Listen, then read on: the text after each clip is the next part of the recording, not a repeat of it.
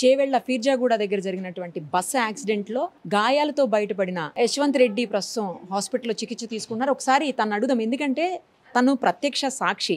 ఏం జరిగింది అనేది క్లియర్గా చూసినటువంటి వ్యక్తి. ఒకసారి తనతో మాట్లాడదాం. ఏం జరిగింది అమ్మా, అసలు నువ్వు ఎక్కడ ఎక్కినావు, ఏ టైంకి యాక్సిడెంట్ అయింది, డీటెయిల్గా చెప్పు.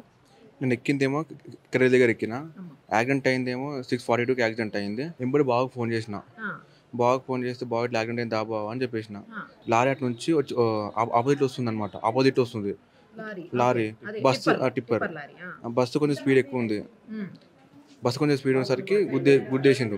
నేను ముంగట్నే ఉన్నా, ముంగట ఉన్నసరికి ఏం అర్థం కాలేదు. రాళ్ళు మొత్తం నా పైన పడతా ఉన్నాయి. మొత్తం పడతా ఉంటే నేను ఇక బయటికి దిగి వెళ్ళిపోతూనే ఉన్నా. వెళ్ళిపోతుంటే నాకు ఇక్కడ నెత్తికి దెబ్బ తాకింది. ఏం తాకింది తెలియదు, ఇక తెలియదు, ఏదో కదా తాకింది, రాడు తాకిందో ఏదో తెలియదు. ఇంకా అక్కడ ఏమన్నా 2 వీలర్ వస్తే దాన్ని అడ్డు తప్పించబోయి గుద్దాడు అంటున్నారు టిప్పర్ అతను, అది నిజమా? 2 వీలర్ ఇక్కడ ఏం లేదు. ఓవర్ స్పీడ్ ఉన్నాయి, రెండు స్పీడ్ రెండు స్పీడ్ ఉంది.